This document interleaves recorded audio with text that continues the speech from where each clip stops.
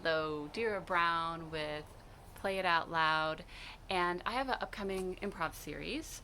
And I wanted to answer the question, why Spolin? Because my improv series is based on the body of work of Viola Spolin. And Viola Spolin is quoted saying, "My vision is a world of accessible intuition." So, what's that mean?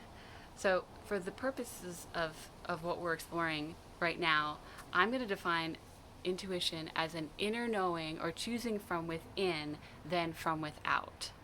So you're making a choice based on information that comes within you rather than from society around you, what you think somebody else wants. And many of us lose our connection to our intuition simply because we focus most of our attention on things that are going on around us than what our inner voice and inner information is saying.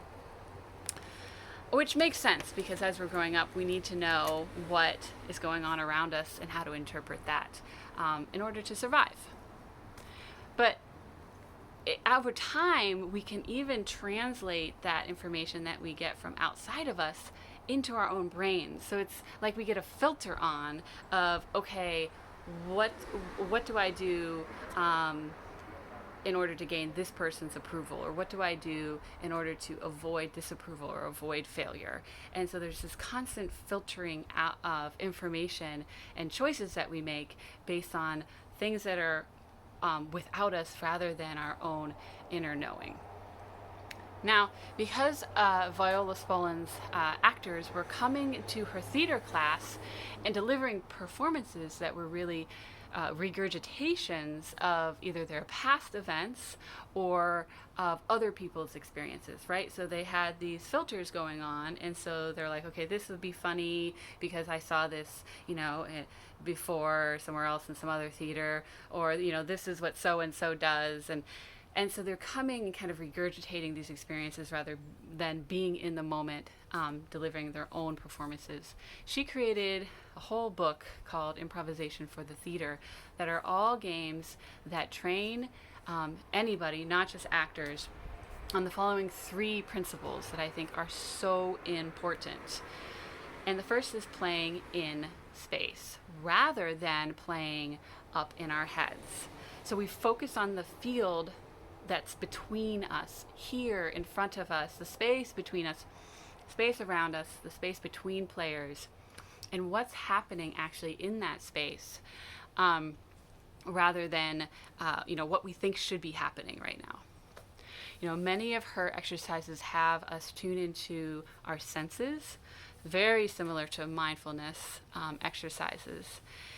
And this frees us up to respond spontaneously and authentically rather than with the sort of programmed responses that we may be used to responding with or reacting with.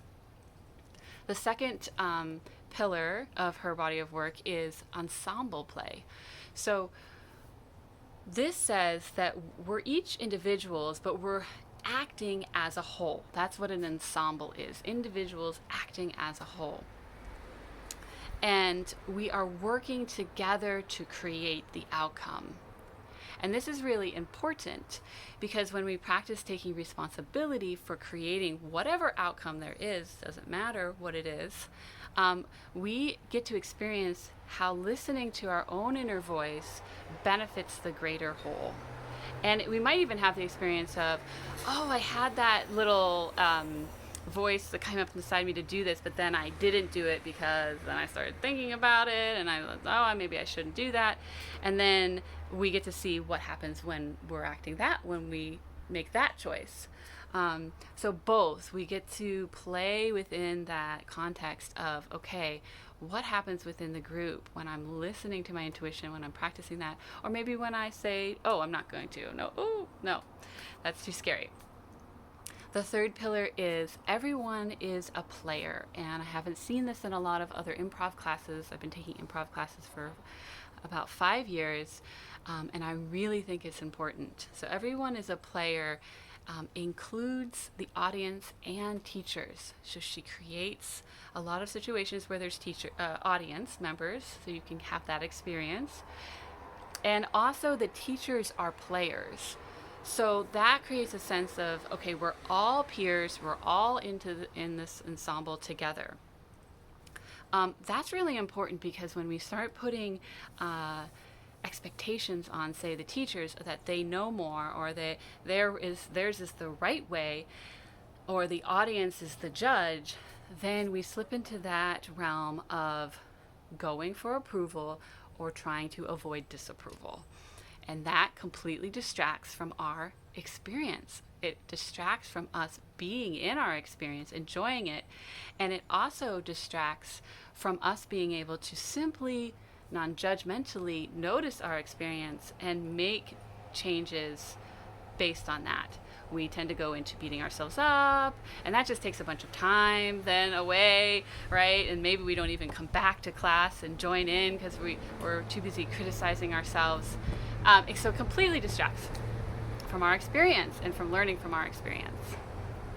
So I really feel that practicing these 3 pillars is essential for improv, so that we can come together as a community and we all can be heard and we can create something in the moment that is completely different or even impossible to be created by each of us individually.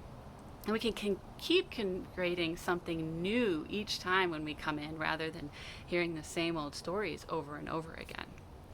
And I think that it's very important in our lives so that we can learn that it is possible to create a context where my voice, speaking my individual voice, adds to the community, rather than speaking my individual voice is too scary, or I have to go with the crowd, otherwise I'll be an outcast.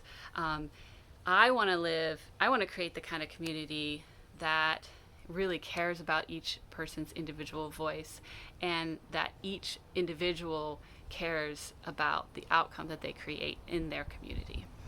So if any of that sounds fun, exciting, interesting, something that you really want to learn, you do not need to have any experience in improv to come to this class. You can come and learn about these pillars and play these games and seep yourself in this context if it sounds interesting and you feel curious about it.